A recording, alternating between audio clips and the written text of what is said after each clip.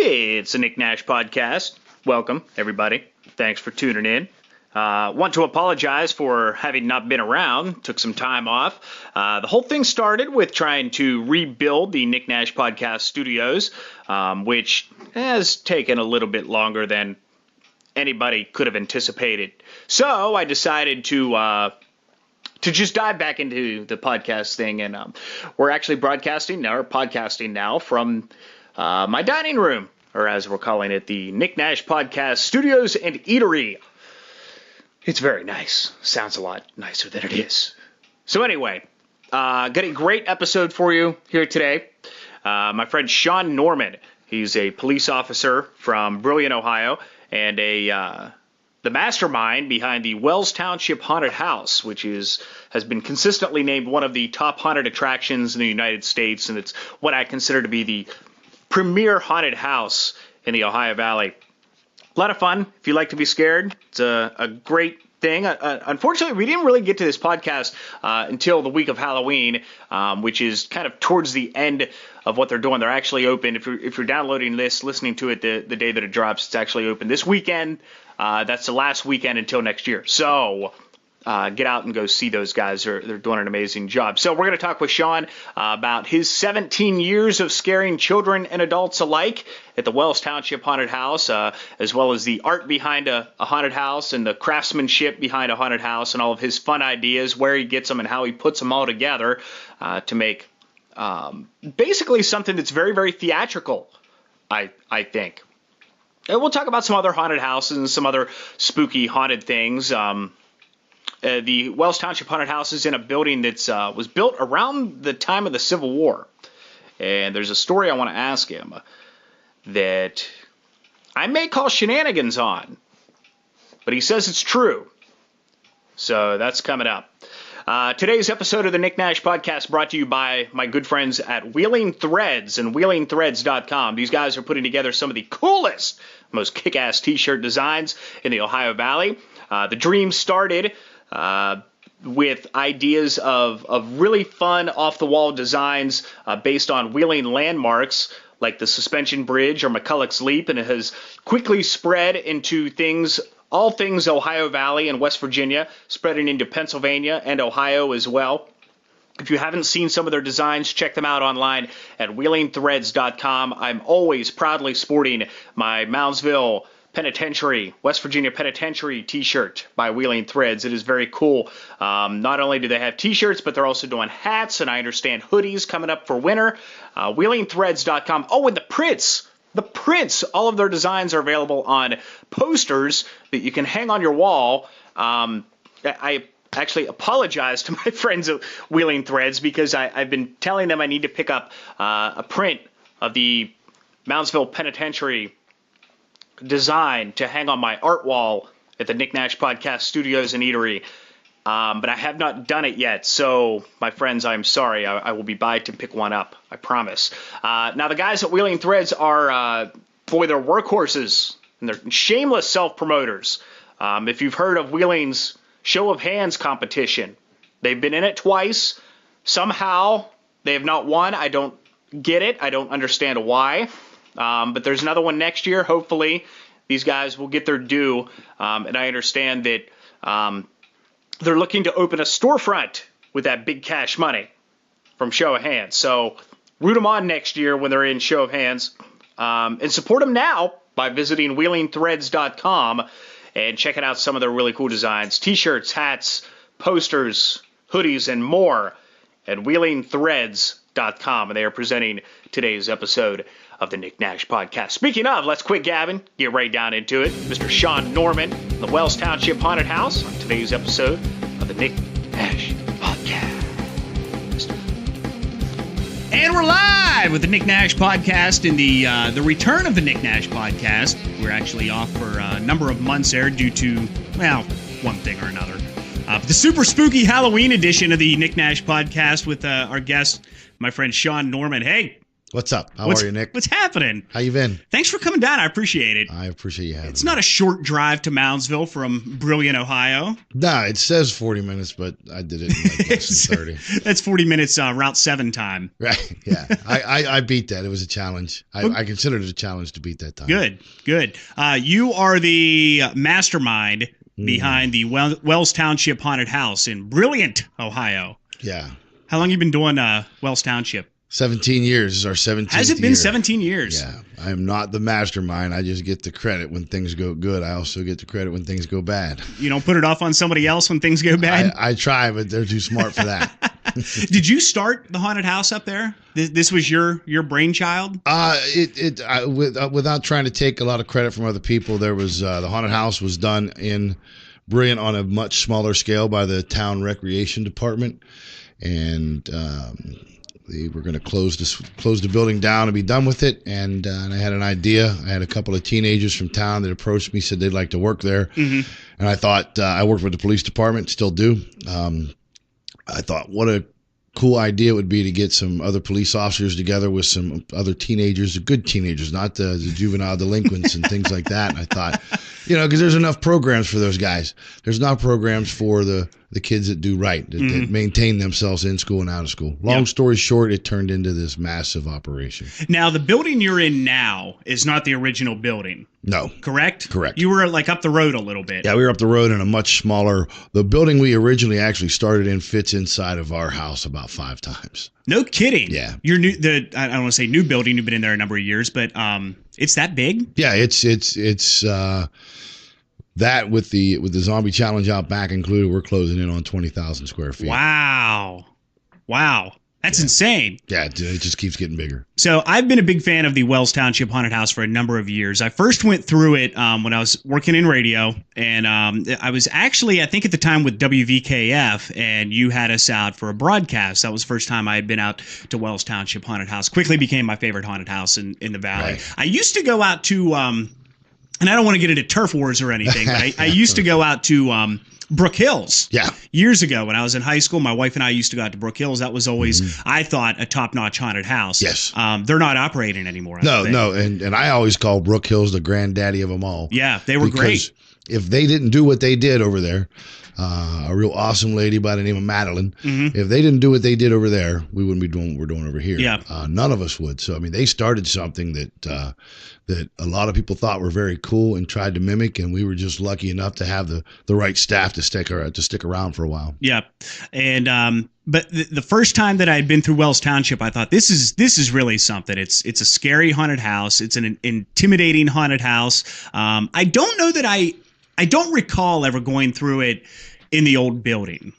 Yeah, I don't think. I remember when you were in the other building, but I don't remember that ever going through it then. Yeah, it was, and it was a large building as well. I mean, it was 3 floors. Yeah. But it's funny to think back about cardboard walls and black plastic, and now we're in 3/4 inch plywood and airlines running throughout the building and moving floors and bouncing things it's just unbelievable. So the building you're in now, I want to get into the history of that just in just a few minutes because I read something on your website. I'm gonna ask you about that. Gotcha. Because I don't know if I believe it. Okay. Okay. All right. The building you're in now was many different things over the years. It's a really neat building. It's a very old building. When you bought it, what kind of a state was it in? Had it been empty for a long time? Yes, it was a warehouse for heating and cooling, heating and air conditioning business. And they were using it to warehouse their products. They had previously used it for their offices as well. It sits in an area that was prone to flooding, and they had moved to a different location. Okay. So was it just empty, or did you go in and gut it? And yes and yes. It was empty. We went in and gutted it out. It was several rooms upstairs that we pretty much made one big, massive garage, studio apartment, if you will. Yep. And then put our own walls in. So we were able to basically create our own rooms, our own design upstairs. I'll assume that it's fairly intimidating to walk into just a big empty building and have to turn it into a haunted house. Yeah, it's we did You said, I guess I'll prove it to you. I can't do it right now, but one of the things you said is you're not sure if you believe the Well, hang on a haunted second. history. Hold on. I brought it up. I got your website on my iPad right now. Okay. Because I was just reading this, and I was like, I'm going to ask him about this, because this is insane.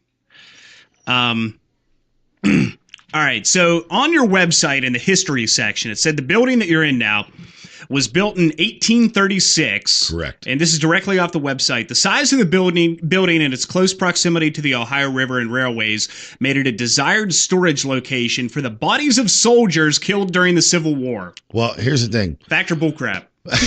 Fact, and I'll tell you why. What we had found was there was a history with this building. They found a guy that was dead behind it back in the 1800s that was actually trying to break into it. And it's actually in the history of Brilliant book that went out when they had a 200-year anniversary. So there's some other things that had happened there, but we had heard that it was used to store bodies from a war. And we thought, what war? Because the front of the building says 1894.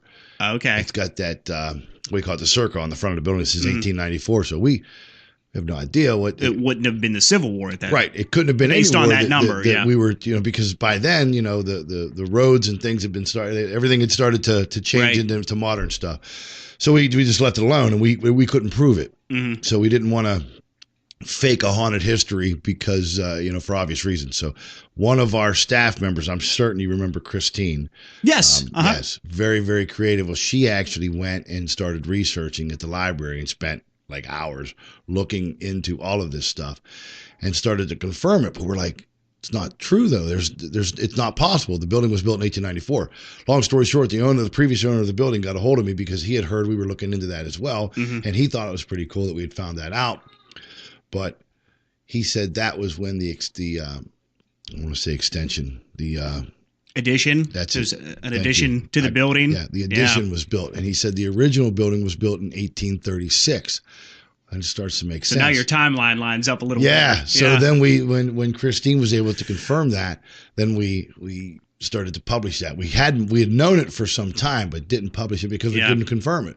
So when Christine started digging into that, but yeah, that was the way. How cool was that? So it was a building, just a storage building for dead soldiers. Yeah, from the Civil War. They would bring them up from the South on barge and offload them into that building because of how big it was. And the barges from the North would come down and load them up. That's and insane. Take them to New York and Boston. And that's insane. It's crazy. I mean, as dark and morbid as that might be, that kind of leads you to the perfect place to have a haunted house, right? Yeah, well, and that was one of the reasons when our old building, we had just outgrown it. Mm-hmm. And when our old building was pretty much done, we looked at several locations, and that was one of them, and that was our main one we wanted because of its location, its size, but also that was the one that the kids in town said you stay away from that one. You got a good story behind it. Yeah. Mm-hmm. Oh, that's cool. So how long have you been in your current building?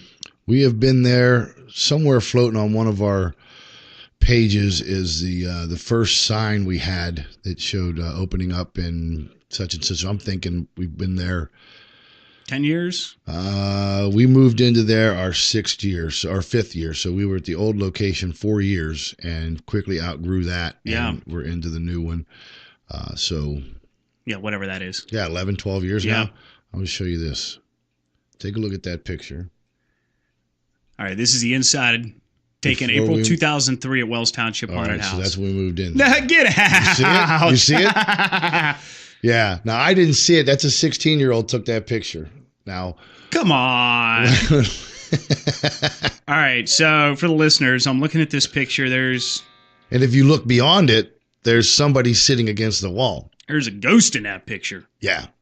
Plain as day. I'll be damned. There is. Yeah. 2 of them. I mean, that looks like a ghost to me. A school teacher saw the second one. I'm not going to say I'm any expert on ghosts or anything, but that looks like a ghost to me.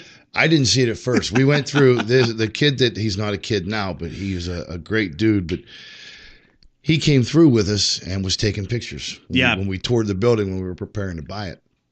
And we took all these pictures because we wanted to lay them out and get an idea of what our route was going to be and how we were going to move. So this is before anything was in it. Yeah, before anything was in it. You can actually see the heating and air conditioning truck was sitting right next to it. And where that picture was taken at is now our makeup area, where the makeup artists are, or the area we call the bottom of the slide now. But I didn't see it at first. He sent me a picture, and I'm like, I don't see anything. and he circled it and sent it back to me. And man, the hair on the back stood up. But yeah, anytime somebody questions, I say, well, there you go. So are you a believer in the paranormal? I was not until I got into that building. Is that true? Honest, there's no more honesty in me. I mean, that's as truthful as I can be. I never believed in any of that junk until I got into that. I mean, I know you're a hardworking guy with the haunted house. You spend a lot of time there, probably a lot of late nights building and putting this haunted house together. You ever in there by yourself? You hear anything weird? We've had several of our staff members that will leave the building. Really? Because they're chased out. They hear somebody talking to them. There's we've had paranormal groups come in with their cameras, and I've not seen anything visually. I've not seen anything. Stuff that I could think, I was standing outside and I thought I saw somebody in the window. And that could be described, that could be anything. Sure. But hearing things. I've heard things. And then some of these paranormal groups from Illinois and Cincinnati and things like that have come in, and they've done those EVPs, and they send me copies of what they got, and it's unreal. Like it's like there are people in there. Does that get to you, or do you get used to it? You just deal with it. Yeah, I mean, I've been there a number of years, and nothing bad has happened to anybody. There's some really cool stories, about the different things that people have seen. But I'm gonna tell you what, at the end of the night, when I got to go through, at the end of a work day, when we were building, or at the end of an event night, when there's all that activity in there, and I got to go through and shut the lights out by myself. Sometimes it's you get that feeling. You still get a little creeped out. It's right there behind you. Just let me get to these. Let me get down these steps. Just like when you were a little kid. Yeah. So I'm trying to picture the layout, because I've been through the haunted house a number of times. And one of the things that has always impressed me with the way you guys do it is you maintain a lot of elements year to year, but it's always different. Yeah. The house is completely different every year you go through it. Right. So do you completely redesign, or do you kind of like, okay, we're going to keep this, but we'll move it here. We're going to keep this here. Do you have ideas like year to year of what you're going to do? At the beginning of the year, we open it up to all of our staff to submit room ideas in a certain format. We also solicit room ideas and thoughts and things of that nature from patrons. What do you want to see? We then, as a group, sit down with all those ideas and decide what we're going to do in the house. 90% of the house gets completely and totally revamped every year. Yeah. Some things remain, the 30-foot slide that we have. Some people have tried to mimic that, tried to have their own. Who was it? What's that? Who was it? It's local, but anyways. It was the pen, wasn't it? I'm glad. A lot of people have tried to mimic several of the things that we've done. We've invited haunted attractions from all over the tri-state area. One night we had about 250 actors and builders from other haunted houses at our place, just to go through and see, what we do, and just information share, learn from them. They can learn from us. And then we've gone to some of these other haunted houses, and it was like we picked up our room and put it in their place. So God bless them. They can take what we did and go with it. We're doing a zombie challenge that we had the idea from Haunted Hills Estate over in Uniontown, PA. Great haunted attraction that we've gone to, and they did a zombie challenge, and we thought we'd like to do that. What's the zombie challenge? Zombie challenge is a 6,000 square foot maze full of zombies, and you got to make your way through it before they get you. Ooh. So is that outside? Yep, it's a side attraction to the building, but it is it's included with everything's included with the price of admission.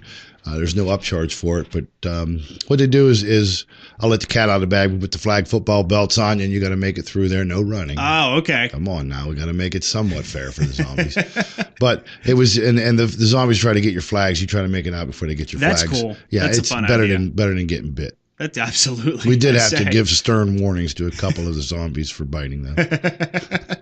That's one of the things I always thought was cool about your haunted house was the atmosphere outside. Yeah. I've been to a lot of haunted houses, and you go and you stand in line. You stand in line and you wait and you wait and you wait. And that's one thing. Stand in line. Right. But at Wells Township, you've got the burn barrels outside, some picnic tables. There's entertainment. You guys have bands and stuff that play. It's just kind of a chill party atmosphere. Yeah. Waiting to get in. Right. Which is cool. It's not miserable. No, we've got, if you're cold, you can go stand by the fire. All these other places, and to each their own, they're designed to make money. Right.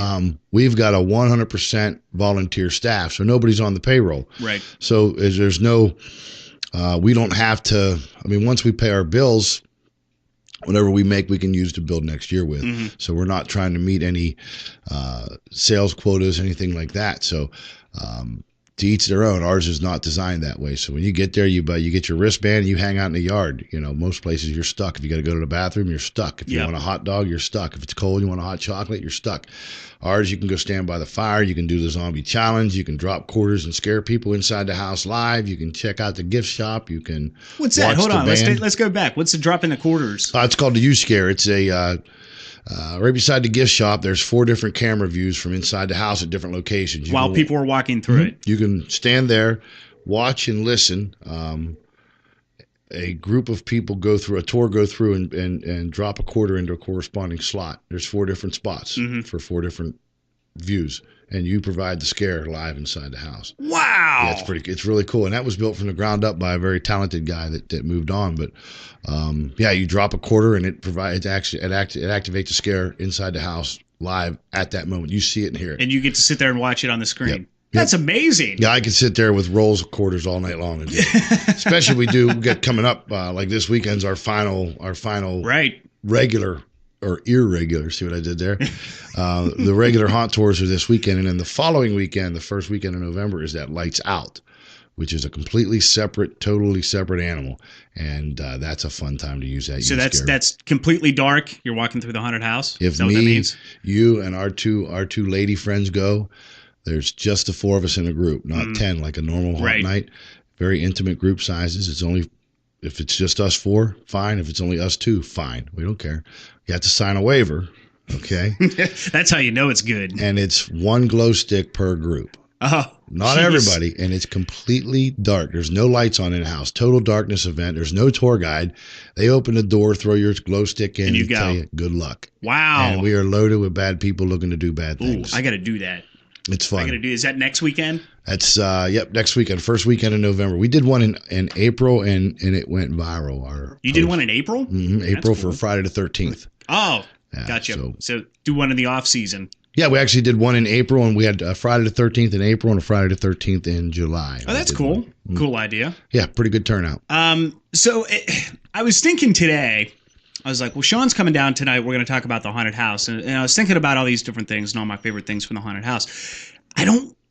It's hard because I don't want to talk about them. Because I don't want people to I appreciate the element of surprise. So I don't want to talk about all these different things that are in the haunted house because people go, I've already heard it on the podcast, so I don't want to go see it. Sure. So we don't want to ruin any surprises, but I do want to bring up a couple of just different props, different things you've had in your haunted house over the years that I thought was cool. Okay. So you already mentioned the slide. Yeah. You do it a little bit. Did you move it? Is it in the same place every year, or has it moved around? It is. It's in the same. That thing is very, very heavy. It was very challenging to get that in the building. You're talking about a 20-foot long. It's 2 pieces. Yeah. 20-foot long.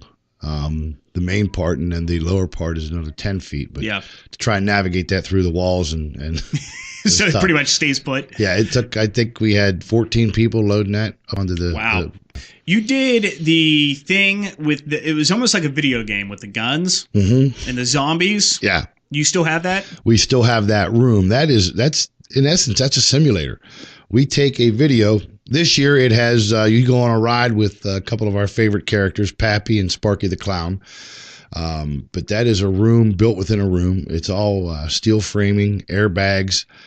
It's computerized and programmable. So we have a video that's produced in-house. We take that to a laptop, hook that into that room, and program that room to respond to the video. So if you're going down a hill, the room, like the old IMAX theaters, it'll lift and lean forward as if you're going down a hill. It's all designed to react to that video. It's pretty cool. I'm not saying you're not capable. Where do you come up with this stuff, and how do you get it built? I have and I can't stress this enough. Because, I mean, that's next level technological haunted house stuff. The staff that I have, I mean, it's second to none. The builders, the actors, come on, man, they're top notch. The makeup artists are through the roof. I mean, it's unbelievable the stuff that they're turning out. All that, somehow we find a way for that to mesh and everything to work together. Usually in harmony. Sometimes it's not, but it's just we take these ideas that people give us, and what else can we do? I mean, some of this stuff is straight out of like these massive major amusement parks, these theme parks. I mean, we did that one, the Dinkus 5000 was award winning. It was awarded the best scare in a haunted attraction everywhere. And that was the one where the coffins, you get in it, you lay down, and they drop you. I was going to ask you about that. I didn't know what it was called. The Dinkus 5000? Yeah, that was I was going to ask you about that. I remember going through that. Me and Whitney went through it. I don't know. It's been a number of years. I think it might have been the first year you had it. I don't know. So you get in the coffin. Was it 2 people to a coffin? Is that right? 2 people to a coffin. 2 people to a coffin. So you get in, and this is like, I'm not claustrophobic, so it wasn't. It wasn't bad, but if you were claustrophobic, I could see you freaking out a little bit. Mm-hmm. So you're tight in, and it drops. Your feet go out from under you. Yeah, you were on an upper level, and it dropped you to a lower level. Yeah, all built, hand built, and then when you're stuck in the coffin, now you went from laying down to standing up. Yeah, into the lower level, and the chainsaws were there to greet you.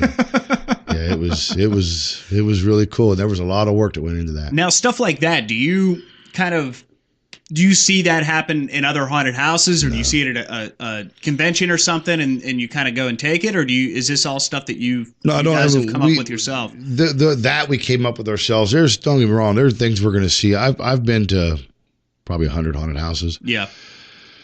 Each one I've been to, there's something I liked. Mm-hmm. I enjoy going to haunted houses. I enjoy seeing what the people are doing. I enjoy meeting with the people afterwards and talking about what they're doing. But we've seen stuff that we like at conventions, at trade shows, at other haunted houses, and we put our own twist on it. But by and large, things like what we just talked about, that the dropping coffins was an original concept. Yep. And you don't see that in other haunted attractions. They can't do it. They want to, but it does not. Their attraction does not allow them to slow down and stop their tours. It's because, as you've seen, you've been through other ones. You stand in line, you stand in line, you stand in line, and when you finally get up to the door, you give them your ticket, and they send you and several people in, and you hope you don't catch up to the people in front of you, and you hope the people behind you don't catch up to you, but it usually happens, and there's no such thing as stopping. Very rarely do you stop in a haunted house. You continue and walk through a self-guided tour. So you're saying a lot of haunted houses are designed that way in order to get people through and get them out and pump people through all night, get them into the parking lot and get out of here so more people can get in. Yeah, and that's fine. I mean, and you can still that's go. How it works. You can still go and have a great time there, but to actually the Dinkus 5000, we just made that name up. It's a great name. Yeah, it was very time consuming, and as a result of that. That's why we have alternate endings now. You can go, like this year, you take a ride with Pappy and Sparky, or you go and get judged in the courtroom. So it's alternate endings. If you and I are in group 1 and 2, group 1 goes to the. They're gonna have different endings. Yep, and you go to the other. So you could theoretically go through it twice. Yep. And have a different ending experience. But that was based on the load time for the Dinkus 5000. We'd actually have people loaded up. I gotcha. And then another. So group you have to reroute another group to go through a different ending, so that boy, you guys are smart. No, you guys got this figured out. A number of years, but again, the staff there, Nick, the staff is just sick. They're. And this is, you mentioned before, this is predominantly teenagers. Yeah, kids, high school kids. We've got. I mean, don't get me wrong, we've got a lot of adults there as well. But predominantly high school kids. And we've done some things where some other schools now, they don't work there all the time, but like we had Bel Air High School, Union Local, Harrison. Mm-hmm. They sent a certain amount of students, and they worked different rooms throughout the night. And as a result of that, we made a donation to the club that they were sponsoring, that they were representing. That's great. Yeah, it's really cool. Yeah. Volleyball. So they get a check with a couple of zeros on it, and we put them to work for the night, and they get their community service hours that they need for graduation, things like that. Really cool. And it's a blast for them, I'm sure. Mm-hmm. I remember I worked, I volunteered at the penitentiary here in Moundsville, the haunted house there, and this is in the late 90s. And Bob Athey was directing and running the haunted house there. And so, I mean, just had a blast. Yeah. I think I did it 3 years. They're fun. They're very fun. Just an absolute blast. But again, you're talking about, hanging out in the building late at night. The penitentiary is sick. Is just one of the most intimidating, scary buildings. There's no angle to come up on that building and not go, whoa. Oh, no way. It's unbelievable. And you know what's weird? We're going to jump around here, but you know what's weird is I've lived in Moundsville the majority of my life. Live here now, and I drive past the penitentiary every single day. Take it for granted, right? Sometimes I don't even notice it. Yeah. And that sucks. Yeah. It is one of the most remarkable buildings. I got to say, it's probably the most remarkable building in the state of West Virginia. And sometimes I don't even notice it. And right across the street is the largest conical style Indian burial mound in North America, which is just a remarkable piece of natural wonder. Remarkable is an understatement. Yeah, and sometimes I think it's just you take it for granted. Drive past it every day, you don't think much of it, but sometimes you look at it and go, damn, this is wild. Yeah. But working in the pen, in the basement of the penitentiary, down in the sugar shack, late at night, painting, just doing whatever till 2 or 3 in the morning. Right. At 13 years old. Right. You're the coolest kid on the block. Oh yeah, it was wild. Sure. Yeah. Wild times. So your house, you guys have been actually operating here in a number of weeks. When do you open? End of September? We opened September 21st this year was our opening night. And I tell you what, I went through opening night and we were just talking with a group from Salem that came down, and it was fantastic. I went through personally on group 3 or 4, and usually opening night there's some bugs that need worked out. Sure. There's something that breaks. There's actor corrections need made and stuff like that. But when I went through, it was unbelievable. Like I clapped. I was so impressed with what was going on. The timing was on. It was it was the best opening night I've ever seen ever in all the years I've done. That's awesome. It was and it was just really, really, really cool to see. And I've not gone through it since. Some of our other staff have. We have some roaming staff. They're making constant corrections throughout the night, but they're like, come on, go through. I'm like, no, I don't want to not see what I saw. I want that vision that I had. You want that to be it. Yeah, that's what I want to die with. So what's the behind the scenes atmosphere like when everybody's working, when it's showtime on a Friday night? First couple of weekends, it's chaos. The first night, we do some things to back off, to eliminate some of the chaos. But it's organized chaos. Yeah. To use that word, it's overused everywhere. But like I tell you what, Nick, this past weekend, it was people walked in like they were punching time cards, man. It was total pros. Yeah, it was. Everybody's running. I mean, it's just a smooth operation. This thing is a friggin' machine. And all the parts were oiled. Everything was they were just going through the motions, man. It was smooth sailing. They were sitting back, relaxing, and okay, hey, get ready, here they come, and boom, light it up. Yeah, really they know cool. What to do. Yeah. So I keep thinking about all the different things in the house that I've seen. One of the ones I was always really impressed with was is it the Vertigo room or the bridge? Spinning vortex. Yeah, the spinning vortex. That one. I've always tried to figure out how that's built. That is the longest wooden vortex tunnel in the country. And I don't know why we don't advertise that, because nobody's going to build a wooden. Why don't you? Because you can buy that for $9,000, put it in your basement if size permits, if you have the right amount of space. We built it from the ground up. Again, just about every single thing in there we built ourselves. You don't go buy the props. No, you build everything. Yep. And sometimes we'll see something and then build it ourselves, but most of the time we're coming up with our own ideas. Right. I say I'm not doing anything except writing a check. Those guys are building it. But yeah, the vortex tunnel is 24 feet long.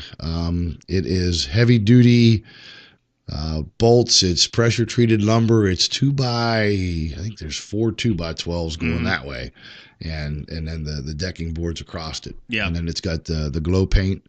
So that's what makes you feel like you're flipping upside down when you walk through it. So I mean, like there's a motor that turns the thing. Is that? Yeah, it's an electric motor that's hooked up to bicycle rims. Okay, I was not far off. I was thinking tires. Yeah, like car tires. Yep. So it like sits on that and the wheels turn it. See, but it's a 24 foot long. It's a wooden suspension bridge. Right. So you're standing in the middle. We put 2,500 pounds on it, and it gave an eighth of an inch. So we knew he was good to go. Yeah. And it was challenging to do that because we had size limitations. That area is not a tall, I think it was a 9, Right. It's only 9 feet tall.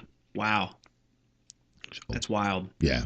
Fun to watch. It's fun to watch these guys, especially there's a couple of guys there, Doug, Ernie, JT. See, I shouldn't be doing that because when I start naming names, then people are Aunt B, then people are listening, and they get upset because I didn't say because I didn't mention because there's so many people. Don't leave anybody out, man. Yeah, I should have brought a list, but those guys sometimes when they get an idea, and then you just stand back because I'm a good helper. That's all I am. Yeah. I hand them nails, screws. If they need a board cut, I'll do real good. I hope they don't say, give me something in 5/8 because I'm like, man, I don't know what 5/8 is, but these guys do, But to stand back and watch them build it is, and because especially when they at first they start building the first couple, cut the first few boards, start putting things together, and then they're like, and then you can see their brain starts putting it together. That now they're 3 and 4 steps ahead of themselves, right? And they just start going, and it's cool to watch. It's really fun. It's amazing. I've done some theater work, theater stage building, that sort of thing. My wife is a theater director at the high school level, and so I build a set every year. So I love watching that sort of stuff come together. Yeah, it's good. You start off with a pile of 2x4s, and all of a sudden you've got something that's cool and real and tangible that works. Mm-hmm. That's an amazing thing. Yeah, it's awesome. The before and after. That's really cool to watch that. We got teenagers from all over, man, that are down there working. We had a girl a few years ago that was welding, a teenage girl that's running a welder. Wow. Yeah, anything's possible. It's just, and welders. That's valuable to have around. Yeah, I couldn't do what she was doing. And she was like, get out of the way. Just bam, just blasting stuff. Really cool. And you've got artists, you've got painters, you've got makeup artists. Yeah, the talent level at any haunted house. Go see haunted houses, even if you're not, if you're not easily scared. Go and get entertained because you're going to get that. We're not in the scare business. We're in the entertainment business. And scares just happen because that's part of the thing. But go have fun, man. It's a lot of fun to go to these haunted houses and just to hang out with your friends and wait to get in, and the atmosphere is fun. Yeah. How's Pappy doing? Pappy is he's currently in his summer home, which is Tupperware. Pappy, everybody thinks Pappy is just some easy guy to get along with, but he is. He difficult? Yeah, he's tough. He's mad because he was out there this weekend a couple of times mowing when people were in the yard waiting. He's upset. He thinks it's not his property anymore. But Pappy, they take it off of him? No, it hasn't. It never really was. He just thought it was. He's still in search of Ethel. But he thinks that those people are there for his oil and gas rights, and he's not selling. Nor should he. Well, it's Pappy could use a couple of bucks. His nice Walmart shoes they've seen better days. Yeah. His suspenders don't quite fit anymore, but he's still around. He's still doing his thing. Now, I know you've dragged Pappy along with you to some conventions and stuff, right? I feel like I've seen some pictures of that. Yeah, Pappy. The first year, there were some people that didn't know Pappy was not. They thought Pappy was 100% real, and they thought he had wandered into that convention by mistake. and so that was fun. And that's good. At one point, Pappy had to break character and let them know that Pappy was where he's supposed to be, doing what he's supposed to be doing. Right. Yeah. It's okay. Pappy's allowed to be here. Yeah, Pappy's all right. What about some of the other guys? I know you got a lot of guys wandering the grounds there at Wells Township. Yep. Sparky the Clown is a great addition. The things that he does, it's funny watching him make an entrance from the stage and watching the crowd just flee. Crimson Killer's out there. We got Aunt B as our tour guide, one of our tour guides, and Aunt B is a zombie. I don't know what I'd want to call her, but he dresses up as Aunt B. Aunt B has her own T-shirt that says, "I got the first base with Aunt B at the Wells Township Haunted House," and they're flying off the shelves. Everybody loves them. So, yeah, the outside characters are great. We've got several of them, and I hate the Chernobyl catastrophe, and there's some dude with with a pig helmet on running around. I mean, sometimes there's people going, I'm like, where? I think somebody got bored and they went and put 3 or 4 costumes together and come running around the yard and see if they can make people run. So do you find yourself surprised when you show up to work on Friday night? Absolutely. Yeah. Because there's people that, and I get so many emails and messages throughout the weekend, and I'll be standing there at what we call the whiteboard, filling in staff in the house, and I'll look and say, who the hell are you? Because I don't have a clue who this kid is or this person is that showed up to work. And you talk to me and they'll remind me that I do know them. Yeah. That's good. All right. Wells Township Haunted House. You guys open again this weekend before Halloween. Next weekend right after Halloween. Correct. And that's it. That's it. We're like closing in, finally done.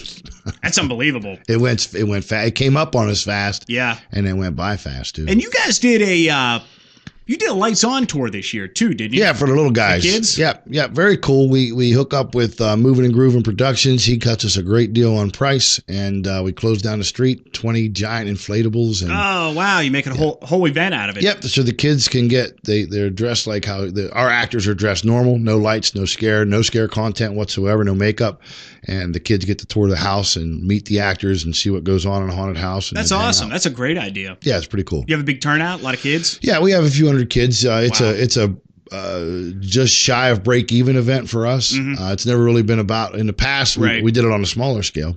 But I said, as long as we make enough money to buy pizza for our staff that day. Right. And then it just kept growing and growing and growing and growing. But it feels good. And our staff, they love it. They love to do the Vet Ticks night where we put 100+ veterans and their families through for free. Wow. They like it. I mean, they get our teen staff.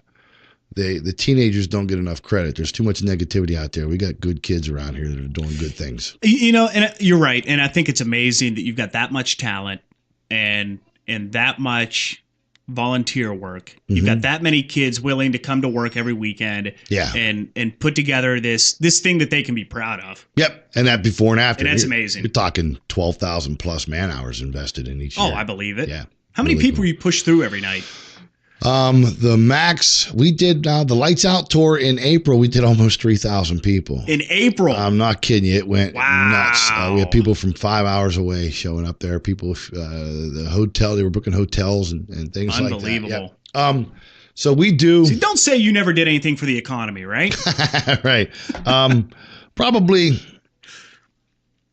this year we were over 1,200 on one night. Wow. So just in one night. So, but we'll do around 1,000 a night. That's awesome. You're doing amazing work, Sean. I am surrounded by amazing people, and that's the only reason. Yeah, that helps. Yeah, that helps. It makes me look good. Yeah. Well, good luck this weekend, next weekend, and then take some time off, relax a little bit, and then it'll be time to start thinking about it next year. Huh? Yep, fast. We'll actually start in late December. Planning for. You start that early to get ready for next year. Yep. Wow. Yeah. So you get a month and a half. Yeah. Before you guys start thinking about it again. Little break, and then right back at it. All right. Wells Township Haunted House website, wellstownship.com, wellstownshipHauntedHouse.com. That's it right there. Okay. WellstownshipHauntedHouse.com. Get your tickets online. Yeah, you can get advanced tickets. General admission is only $14. That includes everything: the escape room, the zombie challenge. And you get to hang out and watch the bands, all that stuff. That's all included in everything. The online tickets are a little bit more, but there are reserved group numbers for those online ticket holders. So you could save time by buying online. Yep. And then obviously the VIP upgrade is you say, I want to go in at 9 o'clock. And if 9 o'clock is available, you go in at 9 o'clock. Well, that's cool. Yeah. That's cool. All right. Well, good luck the rest of the season this year, and can't wait to see you guys up there again. Nick, good seeing you. Thanks for dropping down, man. Face for radio. I appreciate you having me. I'm glad you get to do your first podcast too. I am. This is cool. I want to push some of these buttons. Do it. All right. All right, man. Thanks. Thank you.